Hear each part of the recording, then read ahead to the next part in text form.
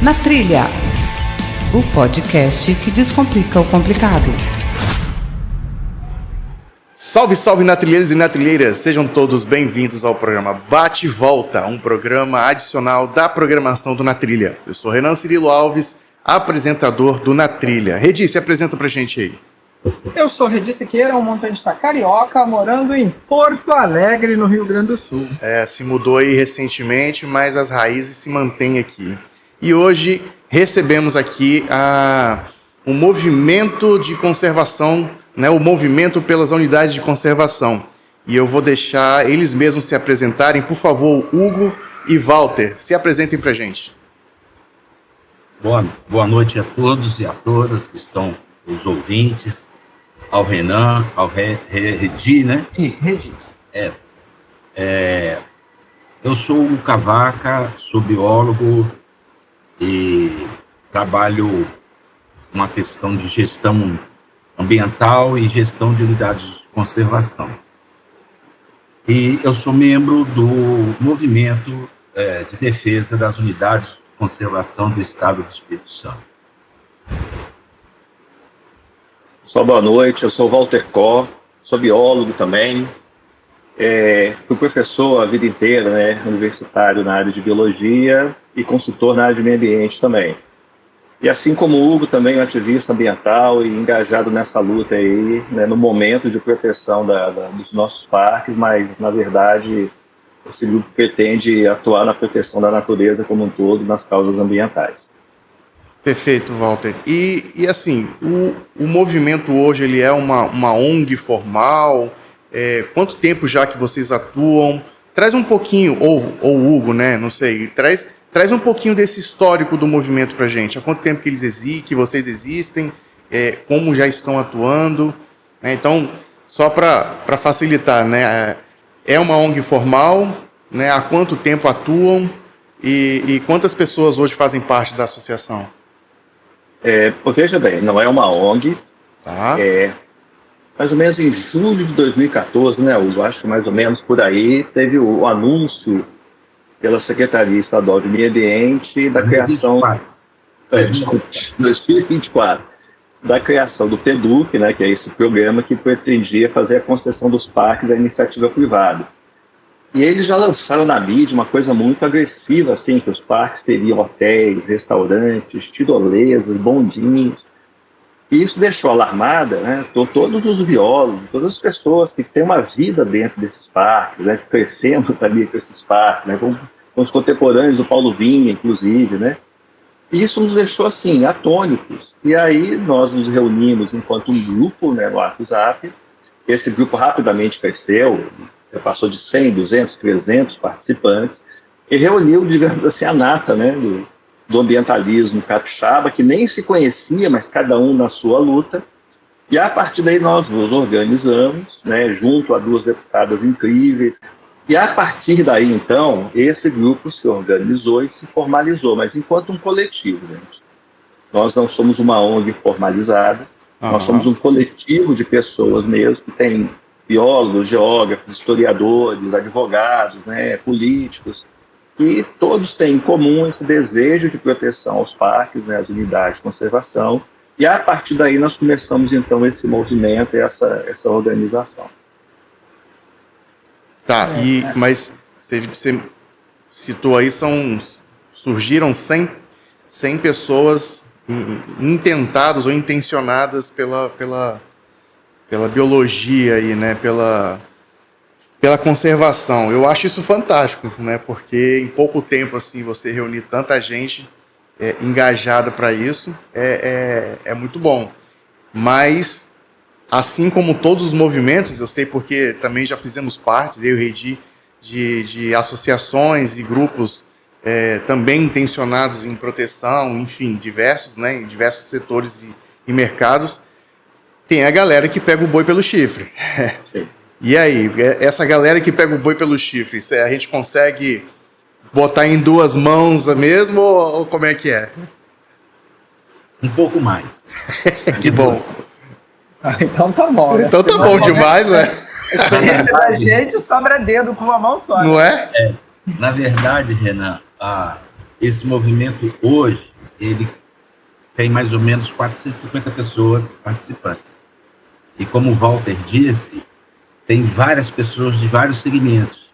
Segmento cultural, o direito, geógrafo, biólogo, engenheiros, assim, comunidades de um modo geral, entendeu? Técnicos de meio ambiente. Então, assim, não só profissionais da área ambiental em si, mas como isso trata com a questão de mexer com a sobrevivência da natureza e a vida humana, isso fez com que os movimentos, os ambientalistas do Estado do Espírito Santo se reunissem. Apesar da gente não ser ONG, tem pessoas de ONGs dentro, como é o meu caso, e outras pessoas, de ONGs dentro do movimento. Esse movimento, depois de algumas décadas, o Estado do Espírito Santo reuniu tanta gente em torno de um assunto comum. Porque a década de 70 para 80, nós conseguimos reunir um contingente de 5 mil pessoas para determinados atos. E esse movimento tinha sumido do Estado. E ele ressurgiu através desse movimento em defesa das unidades de conservação. É um dos temas, como o Walter falou, que a gente pretende atuar em várias instâncias e em várias frentes. Mas, por enquanto, é esse. Tá, e só para a gente Mas, orientar Renan, aqui... só um detalhe, assim, isso dá muito não. trabalho. Sim? O ano passado, eu falo pessoalmente, assim, eu trabalhei, acho que mais voluntariamente, né, dentro dessa causa do que na minha própria vida pessoal, assim, de trabalho remunerado, porque dá trabalho, gente. Tem que ler documento, tem que produzir documento técnico, tem que organizar pessoas, tem que gerar movimento, tem que ir para o embate, tem que ir para a audiência, tem que dar palestra. Então, assim, dá muito trabalho. Tem que se fazer presente, né? Tem, porque a gente está enfrentando o Estado, né? Enfrentar o Estado nunca é simples, assim. E a gente tenta atuar em todos os níveis, né? No nível da lei, né? No nível da legislação, na questão legal, né? Na questão de sensibilizar as pessoas, o que isso significa. Então, dá trabalho, assim. E o bonito desse grupo é que é um trabalho delicioso, porque trabalhar por uma coisa que você acredita é muito bom, faz bem pra gente, né? Então, a gente trabalha com alegria mesmo e eu conheci basicamente o Hugo mesmo, de verdade, dentro desse movimento. Hoje a gente é companheiro de trabalho, assim, parceiro de trabalho, como se a gente se conhecesse a vida inteira. Então, muitas pessoas, né, com afinidade mesmo se uniram e hoje a gente formou uma família de trabalho, assim, que é muito, muito positiva, muito construtiva. Isso aí. Legal. E hoje existem algumas tarefas definidas assim para você, Walter, e para você, Hugo, ou acaba sendo um juntar de forças ali e a demanda que surgir, a bola que for levantada, vocês batem?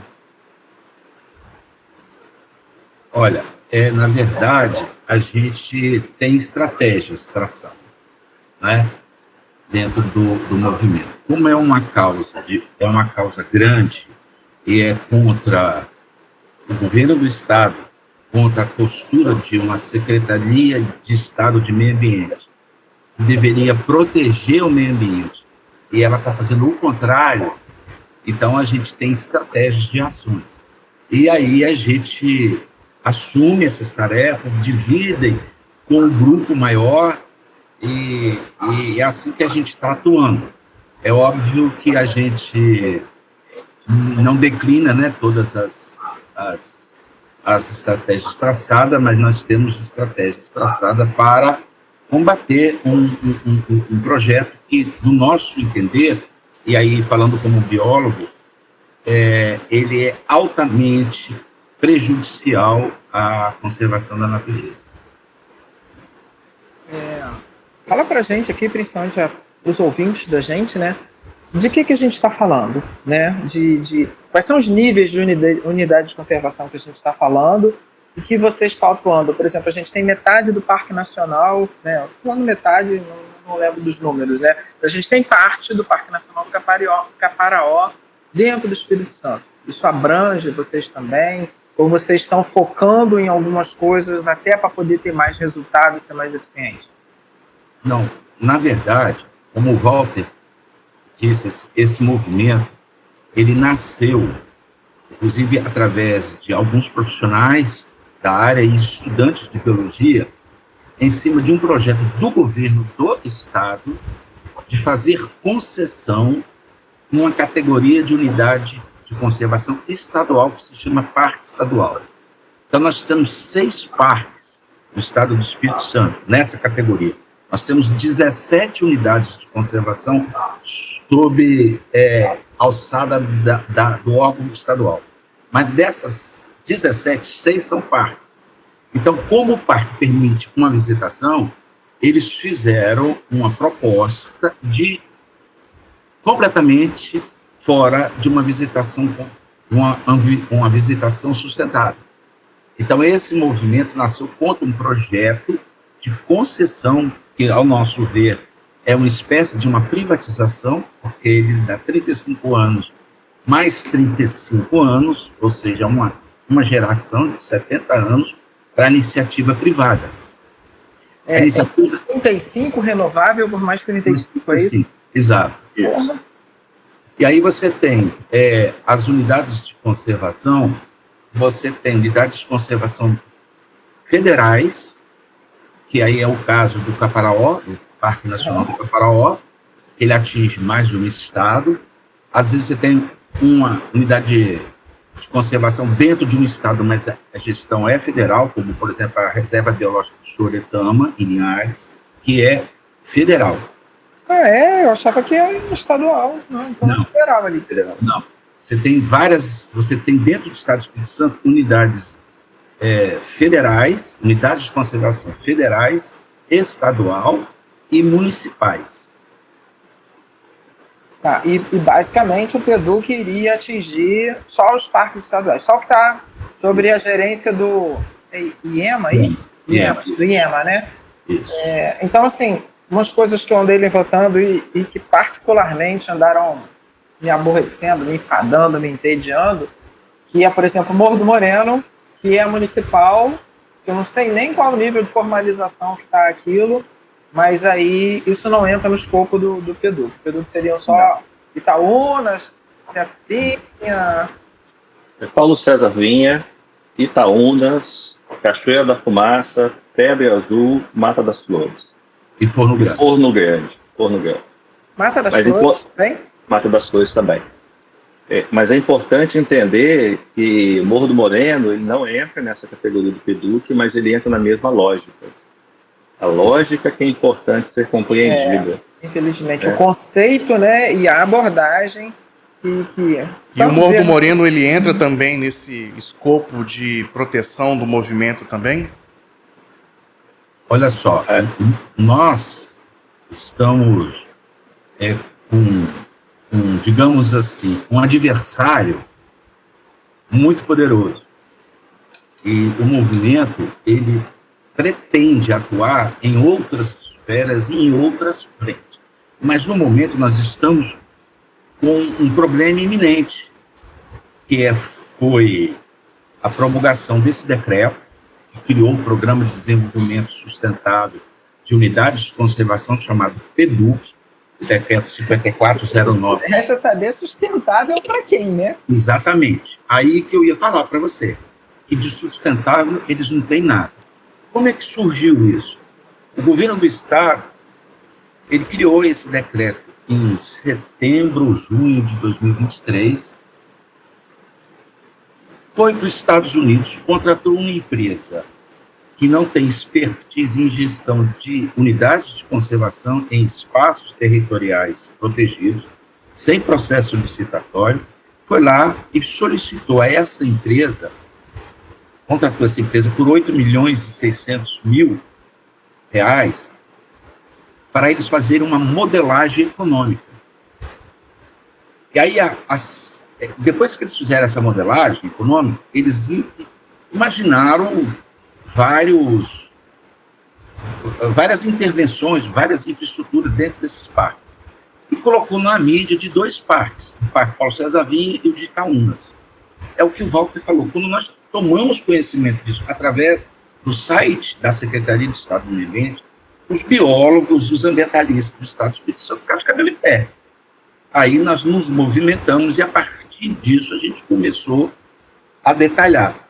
Se vocês pegarem esses estudos que eles fizeram, nós fizemos isso, um movimento que essa empresa fez, vocês vão ver que esse estudo carece de norma técnica, carece de análise ambiental mesmo. Eles não analisaram possíveis impactos, simplesmente propuseram criar hotéis, tirolesa, pousadas e etc., entendeu? E aí, então, essa como é uma briga muito grande, o movimento ainda está lutando contra isso. Mas nós vamos depois atuar também em outras áreas, inclusive nas unidades de conservação municipais. Mas esses planos aí, eles estão já em desenvolvimento, está em fase de execução, está em que fase isso agora? Olha só, isso aí, eles apresentaram isso para o público em julho de 2024, e isso ia a leilão, os parques iriam a leilão na Bolsa de Valores em janeiro de 2025. Só uma curiosidade aqui, Walter, já te retorno a palavra aí, o decreto é de junho de 2023, tá? Dê uma olhada aqui. Prossiga aí, por favor. Então, ele lançou na mídia em julho de 2024, foi aí a leilão, esses 6 parques, em janeiro de 2025. Eles tinham a certeza que todo mundo ia aplaudir de pé, ia ser um sucesso. Não, eles já foram para a mídia falar que vai ser lindo, maravilhoso, vai ter hotel, bondinho, tirolesa, e isso já ia leilão. Eles já iam transferir a concessão no leilão em janeiro. Essa mobilização que nós fizemos barrou esse processo. Né? Quer dizer, se você perguntar hoje para o Rigoni, para o Vitor, que é o braço direito dele desse processo lá, até para o Casagrande, tem um ano que eles não falam mais de PEDUC, porque eles ficaram tão queimados mesmo, junto à própria sociedade capixaba, né? Os próprios empresários, quer dizer, ficou todo mundo muito escandalizado com a proposta. Eles não falam mais na palavra PEDUC, assim. Mas, por trás, isso continua acontecendo, com os planos de manejo que estão sendo modificados, né?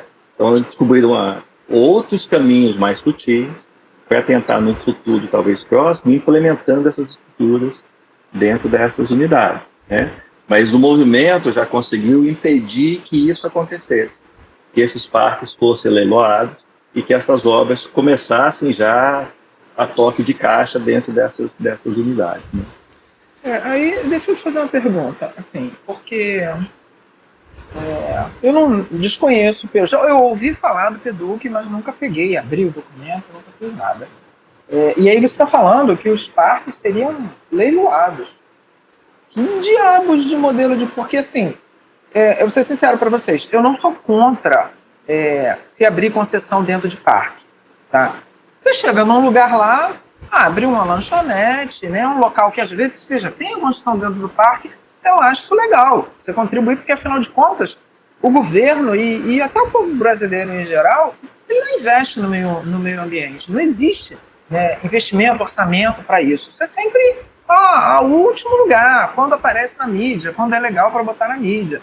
Então, assim, me incomoda você ter uma concessão, um agente privado, um concessionário, se metendo e às vezes se sobrepondo a itens, a coisas que estão dentro de um plano de manejo. Então, assim, como é que o PEDUC vê isso, que você falou assim, leilão, pô, o cara vai vir tomar conta do parque todo, cadê o plano de manejo? Vai pegar, rasgar e acabou? É pior ainda, nesse modelo de concessão, o IEMA ia continuar com a gestão ambiental do parque. A concessão era para exploração turística. Então, o empresário que ganhasse a concessão, por exemplo, Paulo César Vinha, você não pode cobrar a entrada no Parque Paulo César Vinha porque ele é acesso ao mar, por leis para proibir. Então, como é que esse cara da concessão ia ganhar dinheiro? Aí entram as estruturas. Por que tem que ter bondinho? Por que tem que ter tirolesa lá dentro? Por que tem que ter... Para ser pago. Então, o que ia dar dinheiro para o dono da concessão eram as estruturas colocadas lá dentro, onde as pessoas... É um serviço. As pessoas têm que pagar por aquilo. Pagar pelo restaurante, pagar para usar a estrutura que existe lá. Mas a parte gerencial ambiental ia continuar sendo por conta do IEMA. Nem isso, nem essa vantagem viria junto, né? Porque você ia continuar sucateando o IEMA do mesmo jeito, né? mas alguém lá dentro ia ganhar dinheiro utilizando a natureza do parque para construir dentro dele essas estruturas e lucrar com isso. Então, a concessão foi nesses moldes aí. Por isso, tantas estruturas de alto impacto, para poder gerar bastante dinheiro para quem ganhasse a concessão. Edir, O que me preocupa? Fala aí. deixa eu complementar o que Walter está falando e sobre o que você diz. Olha só, essa questão de concessão, ela precisa ser muito bem pensada quando você fala em unidades de conservação. Nós temos exemplos no Brasil de concessões que deram certo, concessões que deram extremamente errado. Tá? Então, A gente está falando de concessão em unidade de conservação. em unidades de conservação, vamos falar de parques. Geralmente, as concessões são em cima de parque. Uhum. Essa categoria de manejo permite visitação. Só que essa visitação, ela é recreativa, ela é de interpretação, ela é de turismo ecológico, ela não é de turismo de massa. Nenhuma. Mas você falar, depois o Walter comenta isso para vocês. A questão lá do Foz do Iguaçu, mas Foz do Iguaçu é um pequeno trecho. Bom, qual é o problema que nós temos em relação a essas concessões? Primeiro, que a condução do processo feito pelo governo do Estado já começou errado. Eivada de vício. Ele não fez audiência pública prévia, ele não discutiu com as comunidades, inclusive comunidades que moram dentro do território, povos indígenas e comunidades quilombolas, como é o caso de Itaúnas. Tem uma aldeia reconhecida lá, da aldeia dos Pataxós, que já moram lá antes do parque existir, já sobrevivem lá. Então, eles teriam que fazer essas audiências públicas, não fizeram. Eles fizeram um projeto conceitual, econômico, sem antes fazer análise nem dos planos de manejo que existiam e nem de impacto ambiental. Eles simplesmente imaginaram estrutura. Para vocês terem uma ideia, a visita que eles fizeram essa empresa, ela fez em 13 áreas no Brasil. Dessas 13, só 2 eram unidades de conservação. Visitaram zoológico, visitaram aquário, que são coisas com objetivos completamente diferentes. Bom, mas qual é o outro problema que eu vejo? Além deles proporem, e nós tomamos conhecimento dos projetos conceituais apenas desses 2 parques, de Paulo César Vinha e de Itaúnas, que eles lançaram no site só esse, a proposta em si, eles distribuíram em várias áreas dentro do parque. Os parques já são pequenos. E você vai ter um turismo de massa, inclusive em área de ocorrência de espécies altamente, criticamente ameaçadas de extinção, como foi o caso do Parque Paulo César Vinha. E o outro problema é que ele elitiza. Aí nós vamos entrar por uma questão muito séria. Veja bem, o movimento ambientalista, por exemplo, o Parque Paulo César Vinha, que foi criado em 1990, cara, foi uma luta de décadas da comunidade ambientalista, dos profissionais aqui do Estado do Espírito Santo. Aí você preserva a base de muita luta, décadas e décadas, depois você entrega na mão de um investidor, ele vai lá e explora em vários locais, em áreas sensíveis, impróprias, para edificação, obtém o lucro e socializa danos. Isso que é o problema, entendeu? Então, assim, eles não seguiram o ritmo. Você pode ter concessões que deram certo, e você pensar em algum tipo de concessão em alguns parques, pode até ser, mas não no tamanho, nem no modelo que eles propuseram. Os parques permitem uso público, mas um uso público sustentável, controlado. O que eles estão transformando é um uso público de turismo de massa.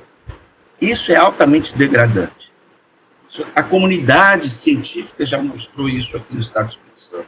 Nós fizemos seminário com vários estudiosos de vários locais, de universidades federais do Estado e de fora do Estado do Espírito Santo.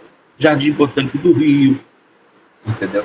Então, assim, os caras têm que sentar e discutir e não vender um projeto estritamente turístico dentro da unidade de conservação. Isso vem de encontro com os objetivos da unidade. para que ela foi criada. Tá, e aí, quando surge uma demanda ou surge uma questão como essa vindo, né, do Estado, não foram observados aí, pelo que vocês estão falando, as etapas para aquilo se concretizar, né? Uma consulta pública, ver com a comunidade o que eles querem, etc. Mas isso saiu da cabeça de alguém. Não sei se vocês sabem ou se pode falar, enfim, isso saiu de... alguém levantou essa bandeira que alguém achou que poderia ser bacana e, legal, vamos trazer esse desenvolvimento para cá então. Vocês têm noção de como surgiu isso?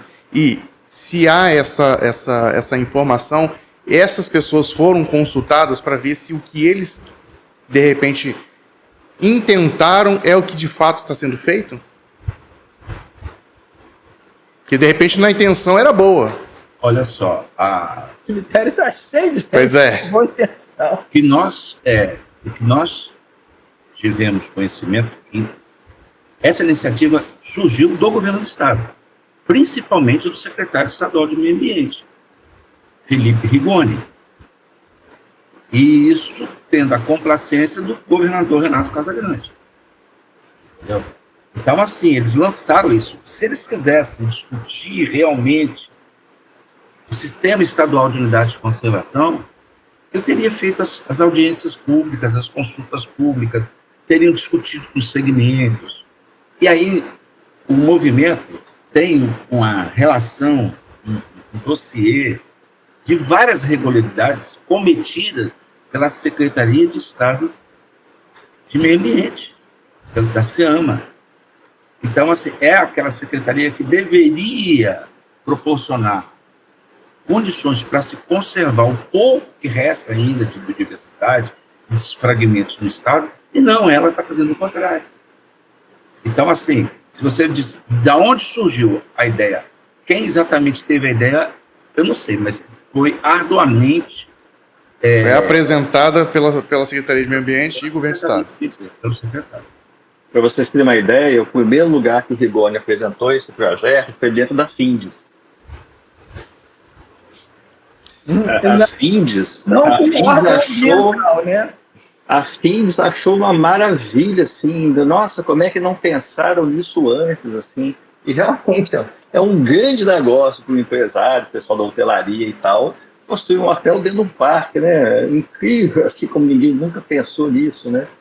Eu até brinco, assim, que o papel do secretário de Meio Ambiente, que fosse sensível à natureza, chegou um empresário da vida e falou assim, eu quero construir um hotel dentro do parque. Aí o secretário falou assim, tá, volta para casa, se medica, toma seu medicamento e depois você volta para a gente conversar alguma coisa mais séria, porque... Para eu te dizer não. Isso é uma ideia tão absurda. Agora, esse partido do próprio secretário do Meio Ambiente ilustra muito bem essa visão, é uma visão, né? E aí, Regi, eu queria muito voltar ao ponto anterior. Oswaldo, Oi. só me dá... fala para os ouvintes, os telespectadores, o significado de FINDES. Federação da Indústria e Comércio, né? Do Espírito Santo. Do Espírito Santo. Isso, é o Grupo de Indústrias e Comércio do Espírito Santo. Porque é um projeto de negócio deles, né? Praticamente todo estado tem uma organização dessa que eu acho que é o que sustenta. O sistema é esse. O sistema é. Então, Regi, eu queria resgatar, porque essa ideia que você tem de que não é contra a concessão, é a ideia que geralmente as pessoas têm mesmo. Eu queria mostrar um pouco do erro da origem dessa ideia e como é que isso vem subvertendo a ideia da criação das áreas protegidas. Por que foram criadas áreas protegidas no mundo, né? O primeiro parque que foi criado no mundo foi Yellowstone, uma área de proteção. Porque o que já se via naquela época, isso em 1800 e tanto, né? 1800, já se percebia que a natureza ia dando lugar rapidamente à ocupação humana. E onde a gente se estabelece, infelizmente, não é de uma forma harmoniosa com a natureza. Pensa na nossa agricultura, por exemplo, no agronegócio. Você envenena a parte de cima e você pega o solo e torna ele totalmente químico embaixo. Primeiro você desmata, você acaba elimina a natureza E qualquer animal que tente sobreviver ainda, você mata o envenenado ou quimicamente. Então, assim, a única espécie que você quer que cresça e deixa crescer ali é o que você está plantando. Nas áreas urbanas é a mesma coisa. Quando você estabelece uma área urbana, a natureza vai desaparecendo. Né? Não é que a gente se afaste da natureza na área urbana, a gente vai afastando a natureza de onde nós chegamos. Quando se criou uma área protegida, se imaginou o seguinte: a gente precisa reservar espaços no planeta para que a natureza continue existindo enquanto natureza, Redi.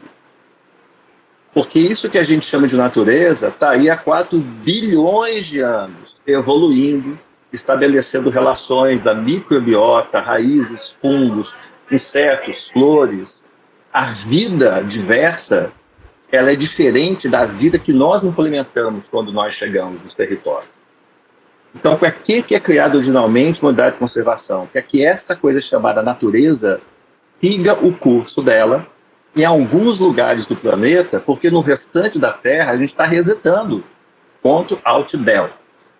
A gente precisa de alguns backups, porque uma hora a gente vai precisar reconstruir essas relações, e são essas relações que geram água, que geram qualidade de vida, que geram saúde mental. Essas áreas que a gente chama de natureza estão desaparecendo lentamente. Então, essa semana, ou durante o final de semana, eu estava conversando com minha esposa sobre isso. Né? Se hoje a gente tem um planeta que tem uma atmosfera respirável, né, é porque há vida nesse planeta, porque surgiu uma vida que cresceu, que modificou a atmosfera do planeta. Perfeito. Né? E mantém. E mantém. Então, assim, e a gente atualmente só está dando tiro no pé, só tiro no pé. Só. E sem nenhum critério, sem nenhum juízo, sem nenhuma responsabilidade. Parece que assim, tem que acabar logo enquanto ainda tem. Por exemplo, terras indígenas. Eu fui na Amazônia, no Pará, eu cheguei lá alucinado com a floresta. Estou no Pará. Eu não via floresta, eu via eucalipto e gado. Falei, cara, eu tô na região de São Mateus aqui. Eu vejo cana, eucalipto e gado. Falei, não estou na Amazônia. Aí a pessoa falou, professor, só vai encontrar floresta ainda nas terras dos índios. Lá ainda tem, mas a gente não sabe até quando. Por que as terras indígenas são cobiçadas? Porque lá tem coisas que não existem. Não, lá tem o que tinha em toda a Amazônia. Só que o que tinha em volta foi destruído, devastado. Lá ainda tem. Entendeu? Ainda tem. O que é o Parque Paulo César Vinha? É um pedacinho microscópico de terra onde ainda existe algo que existiu por 4 bilhões de anos. É isso que a gente está preservando. E aí, para isso foram criadas as unidades de conservação. A prioridade da unidade de conservação. O nome já diz, né? Unidade de conservação. E o parque é de proteção integral. Quer dizer, a prioridade são dos seres não humanos que vivem lá. Agora, o parque é uma categoria que permite visitação. Mas que tipo de visitação, gente? Eu já viajei muito longe, paguei muito dinheiro para chegar num lugar que eu não via ninguém. Porque eu estava indo atrás de natureza, de ter contato com isso que a gente chama natureza. Eu queria ouvir o som da cachoeira, o canto do passarinho, eu queria me aproximar um pouco mais dos animais. Então, o turismo de parque é o turismo de quem quer ter relação com o ambiente. Não faz sentido eu chegar no parque e encontrar 300 pessoas numa fila para tirolesa, som, barulho. Isso deixa de ser natureza. Eu não entendo, essa a ideia. Não consigo entender por que secretário de meio ambiente, órgãos ambientais, todo mundo está envolvido nisso. Por que não estimula uma visitação a César Vinha? Você tem que caminhar no parque. Você tem que andar descalço. Vai andar descalço na areia até a praia. E quem não quer fazer isso não tem que ir para o Paulo César Vinha. Tem que ir para o litoral, que tem cerveja, tem os bares, tem música. O litoral inteiro já foi ocupado para esse tipo de turismo de massa. A gente quer que um cantinhozinho do nada de natureza permaneça natureza. Essa é a nossa briga, cara. O resto do território, eu fiz aqui as contas, 0,17% do estado do Espírito Santo é área de parque, dos parques. Esses 6 parques correspondem a 0,17%, não dá nem 0,2%, hein? É 0,17%. Eu ia ser assim, não dá nem 1%, mas você está certo, não dá nem meio. Não, é isso, cara. Então, assim, existe 99% do território para as pessoas fazerem coisas de impacto. A gente quer que esse micronésimo de território que ainda exista sirva para que a natureza continue existindo e que, para quem gosta, possa usufruir dela. Por isso que eu sou contra, às vezes, botar um restaurante lá dentro, a botar um... Porque quem quer comer lá, não vai para lá. Lá você tem que levar sua comidinha, trazer de volta, levar sua água, porque o objetivo lá é você entrar em contato com a natureza como ela é. Os lugares mais bonitos que eu já fui na minha vida, eu cheguei lá não tinha banheiro. Porque se tivesse, ia estar lá cheio de cocô, cheio de mosca. Não é essa a ideia, cara. Ô Walter, Então, assim, eu concordo muito com essa fala, né? E eu realmente concordo, né? Tanto que os melhores sonos que eu já tirei foi em saco de dormir, olhando pro céu sem nada, né? Só as nuvens e as estrelas. E eu penso que realmente isso é algo que as pessoas não param para pensar.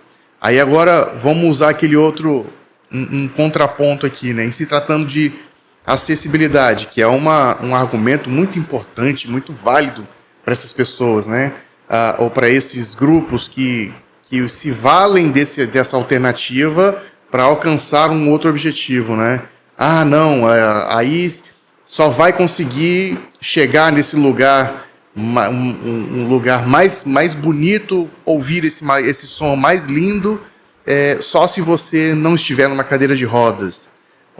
E aí começam a vir esses discursos, né? Como é que a gente pode lidar com isso? Então, você melhorar o acesso para os lugares, tranquilo, você não vai gerar um impacto deste tamanho. Eu acredito que existam maneiras de se fazer isso, mas que não a ótica tem que ser invertida. Qual o custo que vai gerar para os residentes locais não humanos daquele lugar as estruturas que você pensa? Porque a ótica dentro do parque, gente, não é atender o ser humano. A ótica é permitir que o restinho de vida que exista possa existir. Porque, gente afugenta bicho. Vocês lembram da época da pandemia? Que as pessoas se recolheram em casa, os animais começaram a aparecer nas cidades. Lembram disso? Uhum. Na pandemia, os bichos, porque quando o ser humano se retraiu, os animais tiveram coragem de ocupar um pouquinho mais do território que eles precisam. Na verdade, era deles. Que era deles. A gente tem que ter consciência. Nem a gente se aguenta mais, gente. Tem vizinho matando o vizinho porque não aguenta a música do cara. Agora, você imagina 100 pessoas dentro de um lugar com som, o que impacto isso vai causar nos animais? Vou dar um exemplo. Teve agora no Festival de Surf lá em Paulo César Vinha, no parque. Vocês acham isso uma coisa bacana?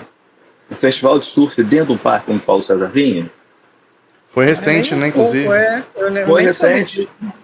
O Paulo César Vinha é um parque minúsculo, gente. Ó, da praia até a Rodovia do Sol. Hugo, deve ter o quê? 1 quilômetro? 1 quilômetro? Talvez menos. Talvez menos. Os 2 quilômetros. Pega Você 2? está falando de largura?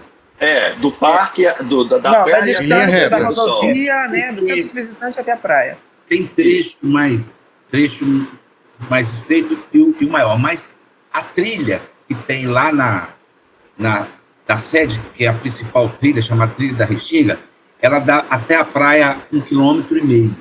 Beleza. Então, olha só, hein? Olha a vida dos animais que vivem em Paulo César Vinha. O mar está de um lado e a Rodovia do Sol passa do outro. Ele tem 1,5 km de resistência. Aí você coloca 2.000 pessoas na praia, com microfone, alto-falante, som. Esses animais, é claro que vão ser afugentados. Até eu me afugento com 2.000 pessoas perto de mim. Imagina um animal selvagem. Qual é o destino desse animal? É ser atropelado na Rodovia do Sol. Existem centenas de quilômetros de praia propícias a um festival de surf. Por que isso tem que ser colocado dentro de uma unidade de proteção integral, comprometendo a vida dos animais que vivem lá e pisoteando a restinga inteira com as plantas que vivem lá? Isso é totalmente contrário à lógica da conservação de uma unidade de conservação de proteção integral como um parque. Qual a necessidade do festival de turismo, sei lá? Mas quem gerencia a unidade, a SEAMA, vê a natureza como negócio. Tudo tem que ser negócio, tudo tem que dar dinheiro. Parque do Moreno. Podia ser uma área de natureza, que quem ama a natureza poderia ir lá para contemplar a natureza.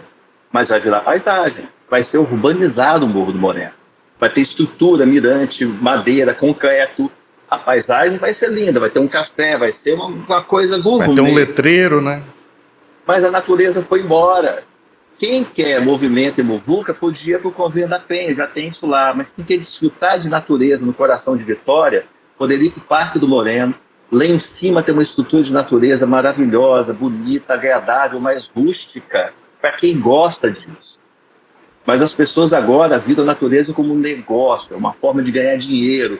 Então os caras não dormem à noite tranquilos, porque, meu Deus, tem que gerar dinheiro e falsa da vida, tem que socar gente lá dentro. Isso é uma loucura. Há muitos anos atrás, Walter, eu escalava mais, né? E Redi também, aqui no Espírito Muito Santo. mais, né? Não, E eu, muito mais. Aquele microlésimo de espaço ali é o tanto que eu estou escalando hoje, né? Só um comparativo. Mas assim, na época que eu escalava mais, estamos falando aí de 10 anos atrás, existiam muitas trilhas dentro do Morro do Moreno, né? Eu moro em Vila Velha, né? Então praticamente meu quintal aqui. E tinham muitas trilhas, muitas trilhas. Até que chegou uma empresa lá, alguém chegou lá e começou a demarcar a trilha, colocando estacas com cordas e tal. E eu lembro que foi um alvoroço. Vamos ser diretos. Calma aí. O pessoal da tirolesa que matou uma pessoa lá. Calma, né? Ed, eu vou chegar aí, vou chegar nesse ponto. Calma, fizeram isso, vou chegar nesse ponto. Deformaram, né, a aparência. Aí, é esse discurso que eu quero. Com a anuência da prefeitura. É esse discurso que eu quero, tá? Foi destruído e tal, botou estacas lá, colocou um monte de coisa na pedra e tal, que nós também, como escaladores, somos contra, né?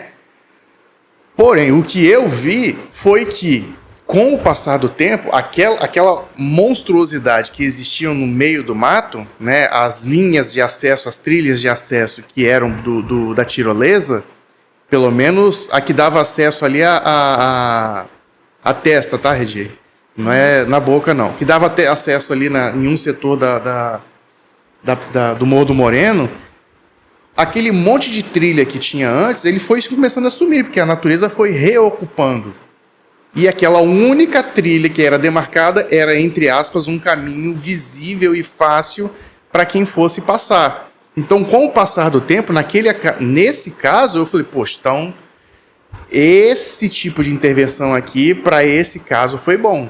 Só que a um alto custo, uma pessoa morreu, né? E foi algo que também não houve consulta, não houve diálogo com as comunidades, né? A comunidade de esportistas, a comunidade local, enfim, e simplesmente de um dia para o outro apareceu uma tirolesa lá, arranhando lá todo o Morro do Moreno, e eu lembro que, na época, estavam se formando, Regi, nem sei se eu te falei isso, grupos de escolas para ir na tirolesa, né? E a Júlia na época tinha pouca idade ainda, tinha, sei lá, 10, 13 anos, e eu vi o burburinho dela querendo participar, e eu falei, olha, não vai nesse passeio.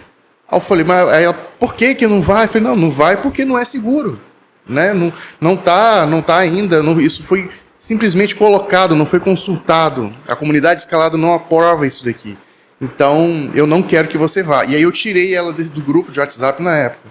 E aí os outros pais, quando viram que a Júlia saiu, eu falei, poxa, o Renan é esportista, o Renan participa da Associação Capixaba de Escalada, o Renan é também condutor de turismo de aventura. E se ele tirou a filha dele, então algo não está legal. Resultado, aquelas 20 crianças, adolescentes, não foram para esse passeio. E semanas depois, houve lá...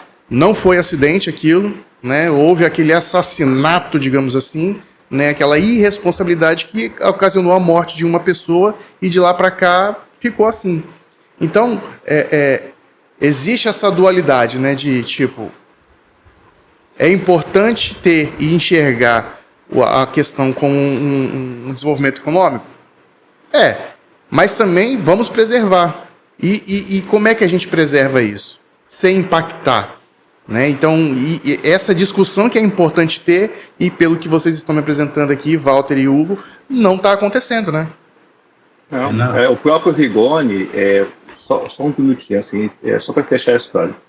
O próprio Rigoni fala assim que os lugares têm que dar dinheiro, que aquele cara que está passando fome ali e tal, então assim... Deixa eu te fazer uma pergunta. O Rigoni, ele é o que da vida? Ele é um biólogo? Ele tem conhecimento técnico? Não, o Rigoni, eu fui pesquisar a vida do Rigoni, porque eu também queria saber. Assim. O Rigoni, ele fez engenharia de produção, ele é um engenheiro de produção, depois de formado, ele trabalhou como coach há alguns anos. E aí, daí passou para a vida política e hoje virou secretário de meio ambiente. Essa é a trajetória do Rigoni. E eu entendo até porque que ele achou uma ideia genial, porque ele não tem noção mesmo. Ele não sabe de nada. Nunca deve ter caminhado num barco. Não, já até caminhou. Ele tem um vídeo dele falando dentro do Paulo César Vinha, mas ele não tem conhecimento técnico mesmo para entender. Eu sinto que o Pedro, que até estudou muito, porque a gente conseguiu mostrar para eles, nas audiências, com os slides, tudo isso que eu estou falando para vocês, eu falei para eles também. E eles próprios entenderam, né, Ele foi receptivo, a ideia? É receptiva? Não, de jeito nenhum. Nem nenhuma receptividade. Mas internamente, com certeza, eles conversaram e falaram, no argumento a gente não vai ganhar. E como a sociedade inteira se mobilizou contra isso, eles entenderam que politicamente era um tiro no pé mesmo, né? Continuar com essa ideia. Então, isso foi revertido. Assim. Deixa eu fazer uma colocação aqui que eu acho muito pertinente em relação ao que está sendo discutido. Porque, veja bem, assim como eu, acho que Walter já cansou de ser chamado de ecoxiita, tá? Assim, quando a gente fala de conservação da natureza, nós não estamos falando assim, o homem, ele não faz parte da natureza, ele não tem que se interagir com a natureza. Não é isso. Eu vou dar um exemplo bem claro para vocês, assim, só para vocês terem uma ideia da dimensão. O que é ruim é a visão antropocêntrica. Quando o homem, ele se julga o centro do universo, a melhor das espécies, a mais importante, ele passa a desconsiderar outras formas de vida que ele jamais poderia desconsiderar.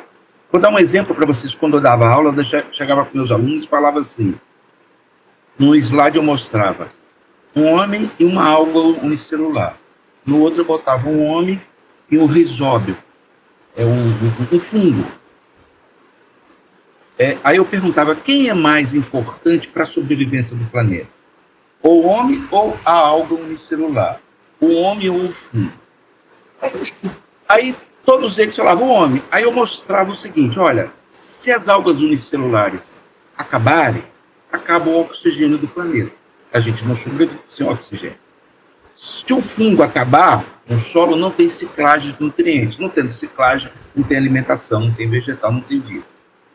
Mas isso não quer dizer que nós temos que nos suicidar. Mas acontece que existe uma ciência chamada biologia da conservação.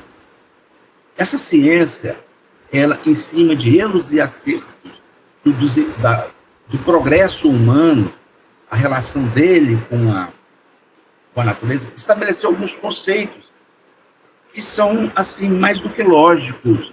Então, quando uma pessoa, um secretário ou uma instituição pensa em fazer alguma coisa em uma área protegida, ele tem que ter essa noção.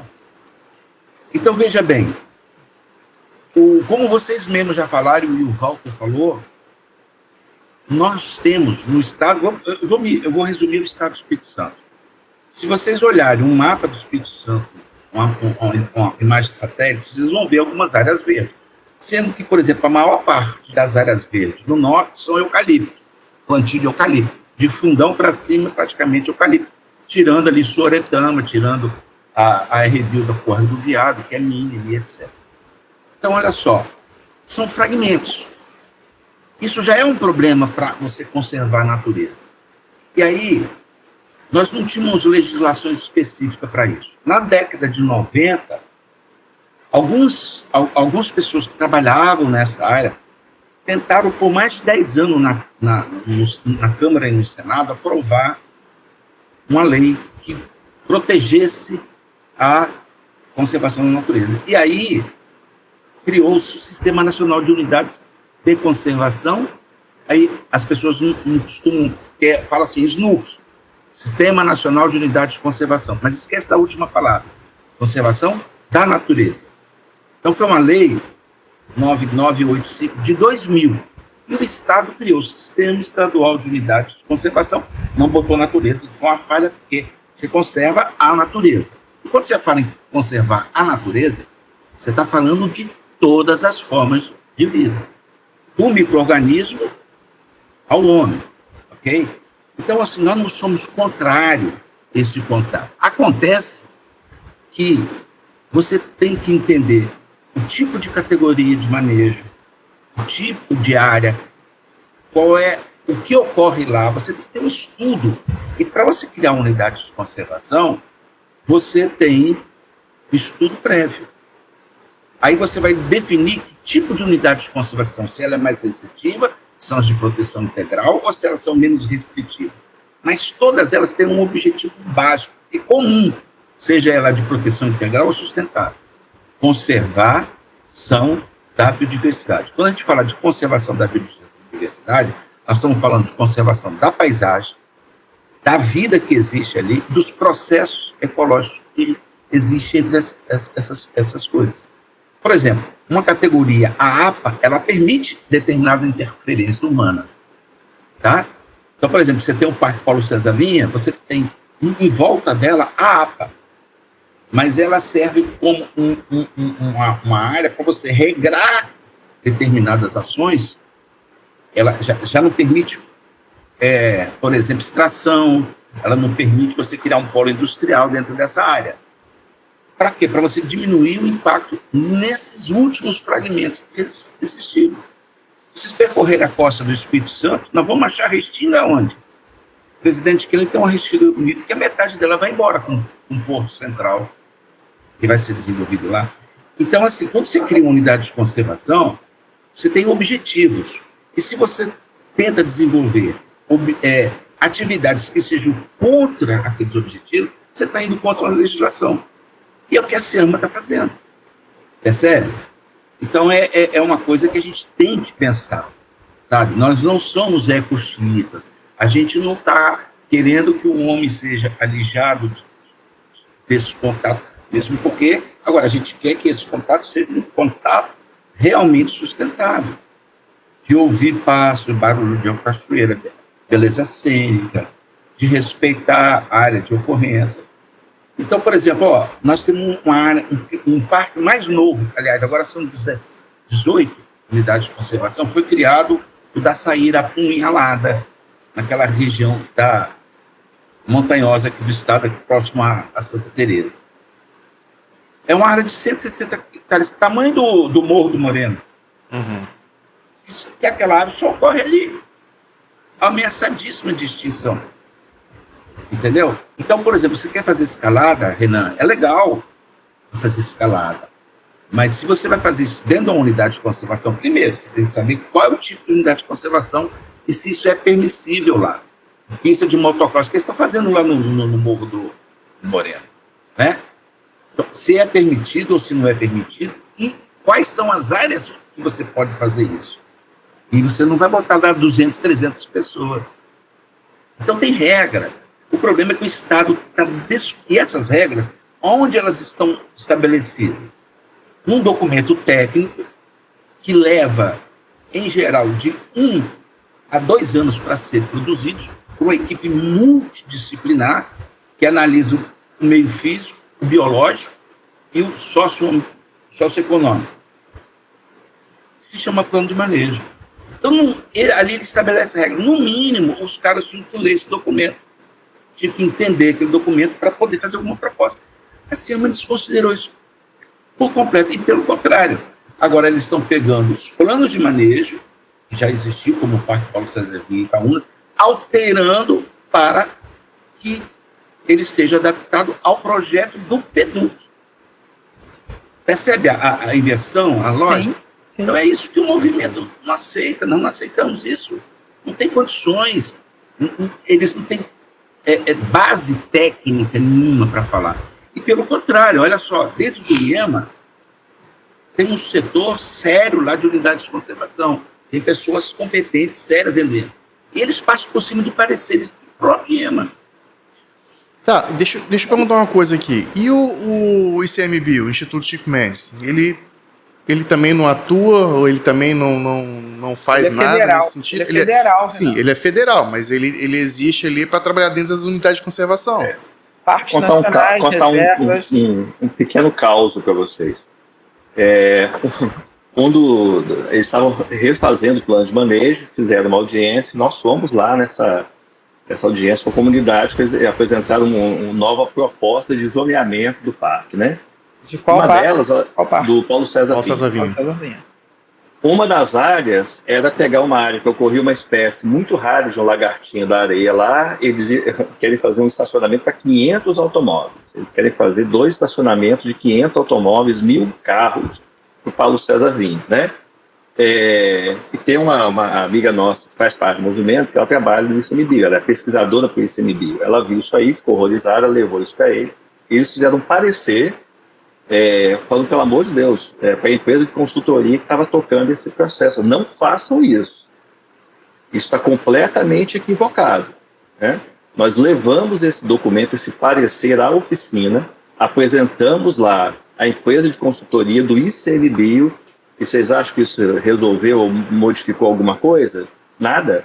Tocaram o processo si mesmo, e esse estacionamento continua previsto lá para a área de ocorrência desse animal ameaçado de extinção. Pronto, então assim, já chegou assim, um vislumbre, né, que assim, no papel é prerrogativa da Secretaria zelar e cuidar do meio ambiente, né, pelo menos a função dela é essa, né, então, porque assim, só fazendo um paralelo aqui, tá, Hugo e Walter, o público do Na Trilha, ele é um público que não conversa com essa linha, né? A gente quer ir para a natureza, a gente quer ir para o meio do mato, a gente quer isso.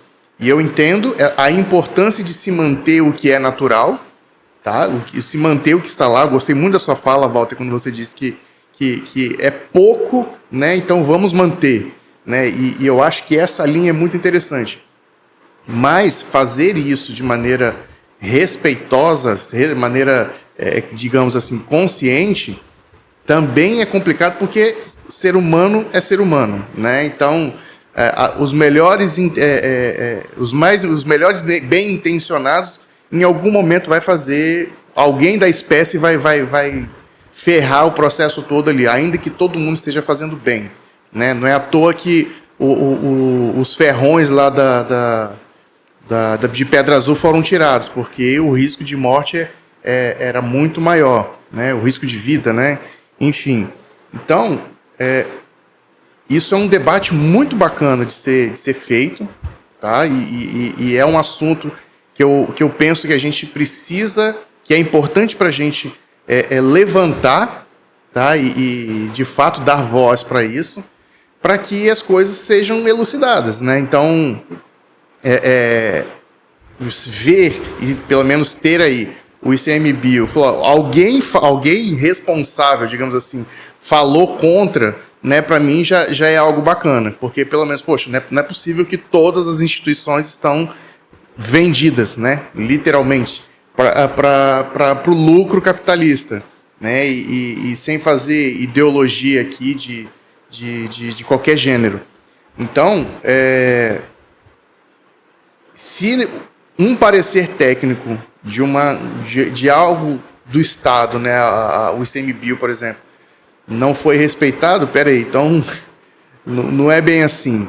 E aí, nesse sentido, eu queria ver e saber de vocês como que aqui nós, no Na Trilha, nós estamos fazendo nosso papel, que é dar voz, espaço e visibilidade para isso. Agora, como que a sociedade civil pode e deve colaborar com isso? Como? Existe hoje alguma petição? Existe hoje algum abaixo-assinado? Existe alguma ação? A gente entende o poder das redes sociais, mas rede social, ela por si só não se sustenta quando se diz em questões de causas mais profundas, né? E aí a canetada, né, que vai ser dada ali, um postzinho, um dislike no Instagram não ajuda a barrar. Ajuda sim a dar visibilidade para que outras pessoas se conscientizem. Mas, Walter e Hugo, como que a sociedade hoje pode colaborar para a gente dar mais ação, dar mais visibilidade, ou como se engajar para que isso não vá para debaixo dos panos e seja realizado de maneira arbitrária? Então, Renan, eu acho que assim, a gente aqui todos nós aqui temos uma coisa em comum. Nós adoramos natureza, adoramos trilhas e adoramos entrar em contato com esses ambientes naturais. É preciso que as pessoas entendam o que está em jogo. Porque quem gosta de natureza precisa ir para um parque. Quem vai para um parque é que gosta de natureza, do jeito que ela é lá. O que tá errado é você começar a ir porque tem uma tirolesa lá, porque tem um bondinho, porque tem uma estrutura que não tem nada a ver com a natureza. Verdade? Você começar a ir para o parque, para ser um parque de diversões, aí você já muda completamente o público, e eu duvido que quem gosta de natureza vai querer chegar num lugar lotado com pessoas que não gostam de natureza. Não vai. Essa que é a grande questão. Imagina. Você falou algo que eu ia falar. É um parque nacional. Quer dizer, é um parque de conservação. Pode ser nacional, estadual, o que for.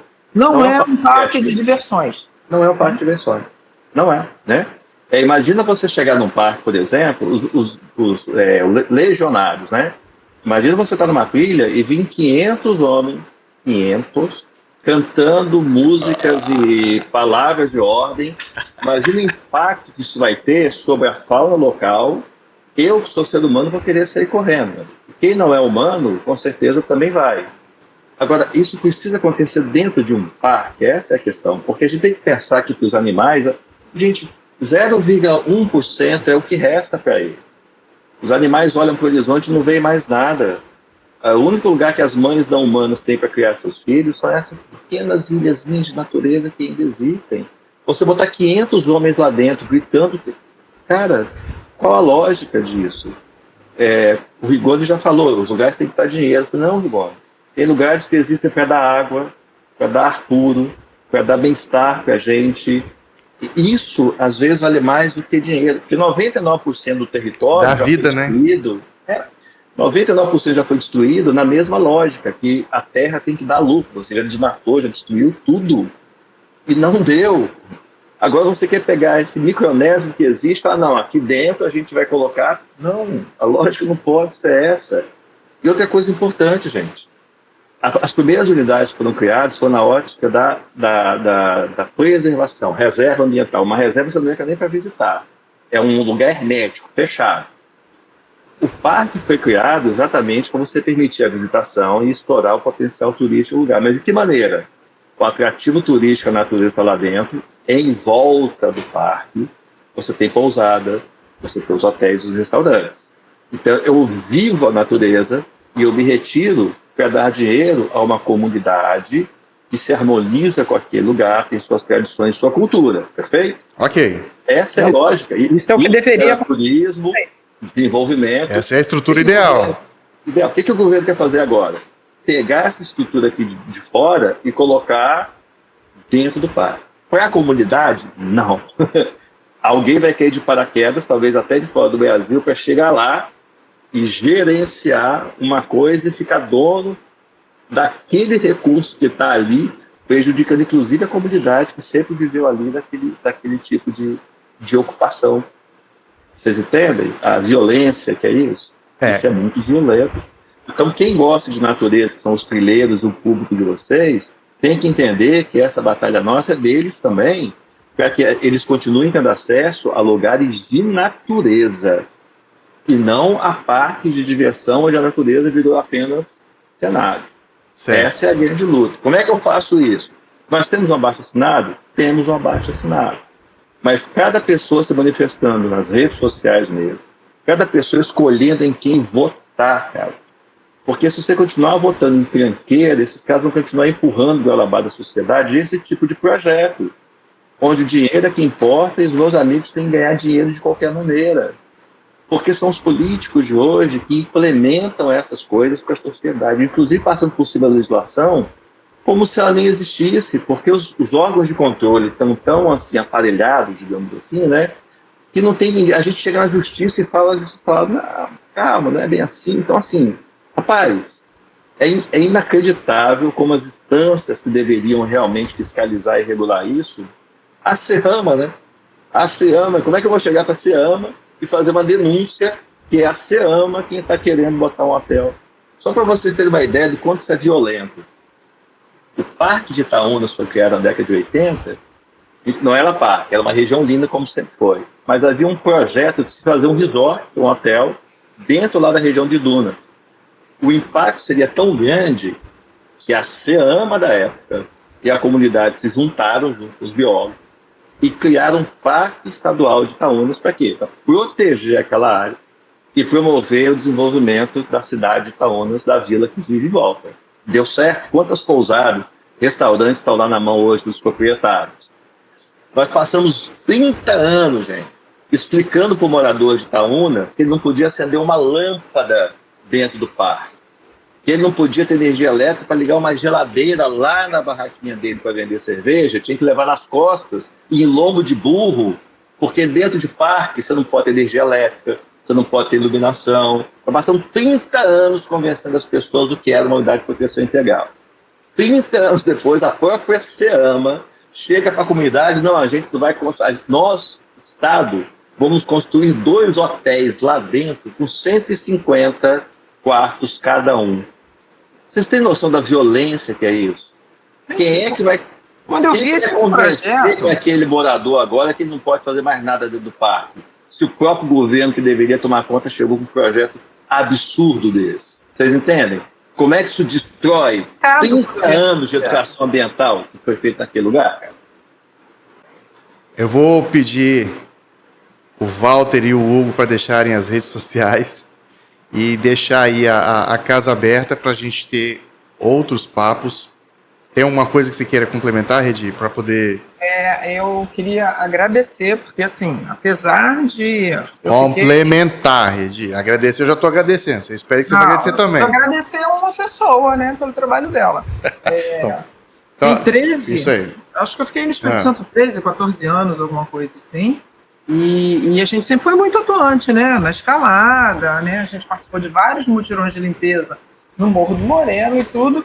E eu desconhecia o movimento de vocês. Eu descobri o movimento através da Sara Cantarino, né, que é escaladora, é bióloga, escaladora, e fez uma repostagem de algumas publicações de vocês. Aí foi quando me chamou a atenção, eu falei, pô, os caras, né, têm uma linha com a qual eu compactuo muito, que é essa história de concessão, não é nem por aí, não é como...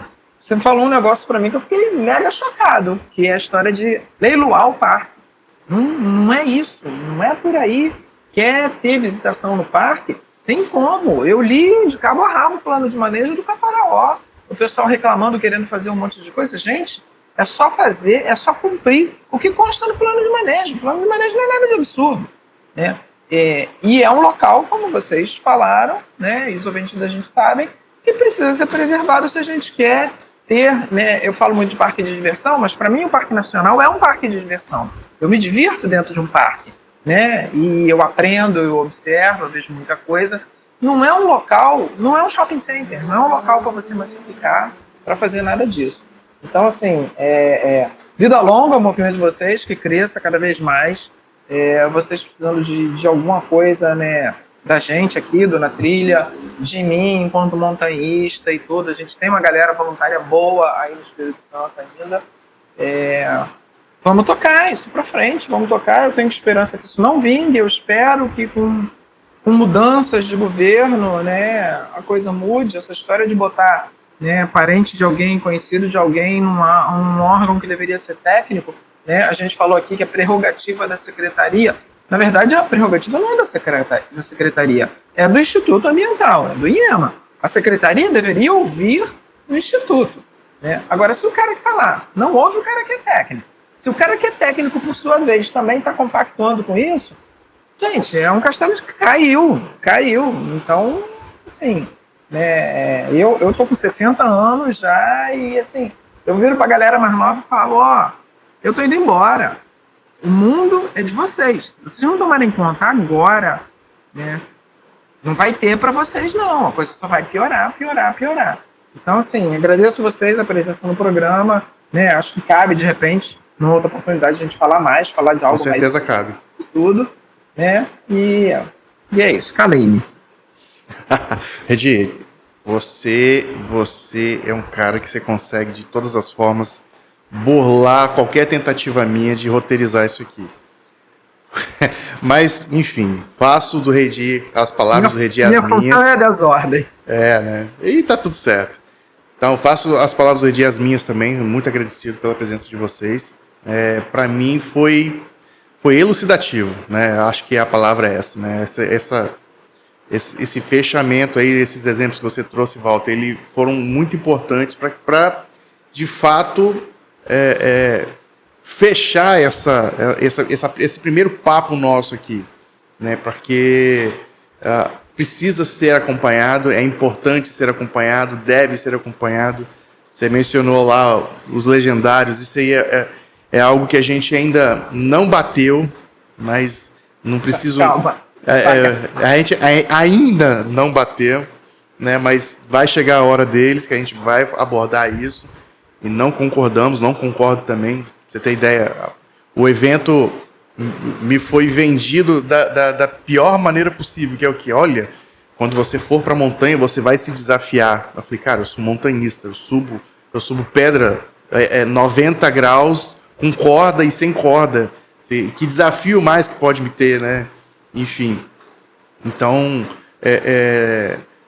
eu agradeço de verdade, né? E para quem quiser contatar vocês, quiser fortalecer esse movimento, né? Existe lá Movimento pelas UCs, né? Que é o Instagram, Movimento de Defesa e Unidade de Conservação do Espírito Santo, mas é algo que pode sim ser replicado para qualquer outro estado, né? Que a partir do que está acontecendo aqui, você pode convidar aí o grupo, né? Tenho certeza que devem ter outros representantes aí que podem também fazer palestras, podem participar de programas de podcast, entrevistas. Estamos à disposição. É isso. Então, faça contato com eles e diz pra gente o que você achou, né? Então, Hugo, começa com você aí, deixa aí as suas palavras finais e como é que foi para você participar aqui na trilha.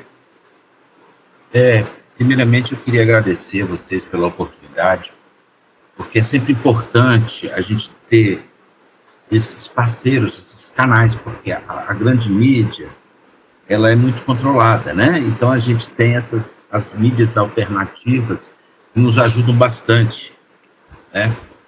Então, eu queria agradecer vocês profundamente e dizer que o movimento tem um Instagram, depois a gente passa para vocês, se possível, colocar no canal de vocês, né?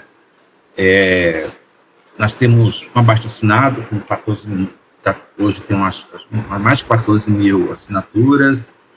Nós temos um Instagram, algumas publicações, e nós estamos disponíveis para entrar e ajudar no que for, e estamos dispostos a contribuir sempre que for demandado. Eu só queria lembrar uma coisa para vocês, que em 2024,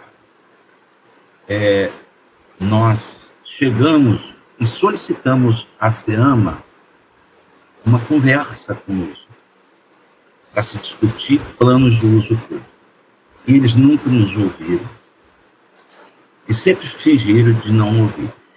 E o pior é que ele está reproduzindo, isso está criando, está tendo cria descendente. Por exemplo, Renan, você é vilavelhense, assim como eu e Walter, apesar de ter nascido em Vitória, eu moro em Vila Velha, é o que está acontecendo no município de Vila Velha. Eles pegaram um parque de proteção, né, um parque natural municipal de Jacarezinho, e transformar num parque urbano. Pegar um parque, que é uma unidade de conservação, e transformar num parque urbano com aquela avenida que fizeram, que eles estão querendo fazer no Morro do Moreno. Então, assim, o pior é que essa cultura ela tá se multiplicando muito rapidamente, e a técnica, o bom senso, a conversa com as pessoas da área, as pessoas que têm interesse, como os montanhistas, escaladores, pessoal que pratica rafting, essa coisa toda, sabe? O povo do esporte, as academias, eles não escutam ninguém. A questão deles é o capital. Isso é um câncer, assim como o antropocentrismo. Então, eu acho que as pessoas têm que acordarem junto conosco, e para que a gente possa realmente paralisar esse modelo de desenvolvimento. É por isso que eu nunca gostei da palavra chamada desenvolvimento sustentável, porque a gente vê, não é nada sustentável. E, por fim, eu queria agradecer mais uma vez a vocês. Muito obrigado. Walter, como é que foi para você participar do programa? E deixa aí seu recado para a audiência, por favor. Uma delícia. Também quero agradecer o convite, o espaço, né? Já falei, isso não é uma luta nossa, uma luta de todo mundo que gosta de natureza. E é uma luta também para as próximas gerações, que é o que a gente vai deixar para eles, né? Só queria uma última informação que faltou, que eu acho que não pode faltar, porque argumento não fala de Foz do Iguaçu, né? E Foz do Iguaçu é um modelo exitoso. Para vocês terem uma ideia, o Parque Paulo César Vinha tem 0,8% da área de Foz do Iguaçu. Todos os 6 parques capixabas da concessão somados em área corresponde a 4% da área de Foz do Iguaçu. Vocês entendem isso? Foz do Iguaçu é uma massa gigantesca de floresta. O núcleo tem uma área intangível, chamada de área intangível, porque lá ninguém mexe. Essa área intangível caberia com sobra todos os nossos parques juntos. Então são realidades muito diferentes. A gente nunca pode falar que é a mesma coisa, que o que deu certo lá deu certo aqui. Nossos parques são microscópicos perto da realidade de Iguaçu. Então não tem como fazer a mesma coisa aqui. Se fala muito isso, né? Que Foz do Iguaçu seria um exemplo, não sei o quê. Eu estive lá várias vezes, estive lá quando eu era pequeno, morei por ali, né? Eu discordo disso, cara. Eu acho que esse esquema de concessão que foi feito lá em Foz do Iguaçu, eu tenho muito... Não é nada exitoso, né? Não é nada exitoso, não. Alguém está ganhando dinheiro, né? Tem uma pessoa, um grupo ganhando dinheiro. Isso aí. Agora, quanto que isso é benéfico para o parque, isso é um assunto para um outro na trilha. Pessoal, muito obrigado pelo espaço. Uma delícia conversar com vocês. Estamos à disposição para o que for necessário, tá bom? O que a gente tenta aqui, Walter e Hugo, é dentro do que o próprio Hugo falou, né? A mídia, ela tem ali as suas limitações, né?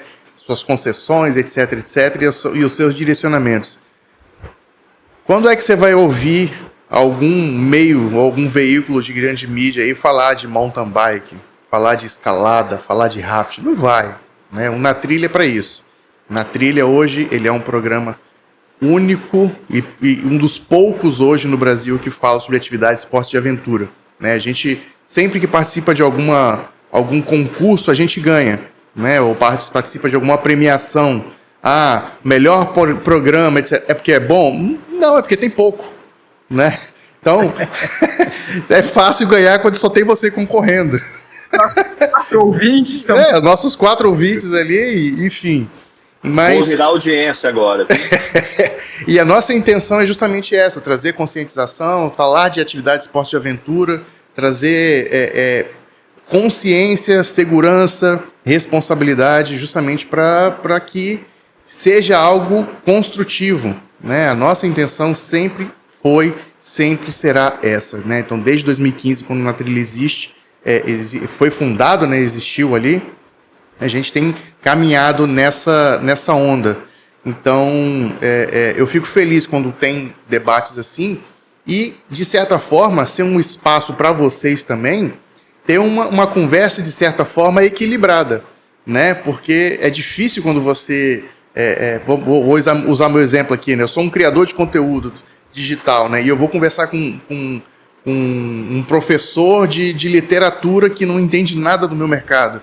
E aí fica uma conversa meio que travada, né? Eu confesso que cheguei aqui entendendo um pouco, né, do que é o movimento pelas UCs, e saio daqui já como um montanhista, né, com a visão do montanhismo e do turismo de aventura, com um olhar mais consciente de como se fazer o uso desses espaços, né? Então, penso que o objetivo foi alcançado, né, que é, de fato, trazer informação e agradecer novamente pelo tempo de vocês de estar aqui com a gente. E agradecer você também, ouvinte, você, espectador, de estar com a gente aqui, ouvindo, participando, colaborando, mandando sua mensagem, para que esses assuntos não se percam e esses assuntos ganhem cada vez mais espaço.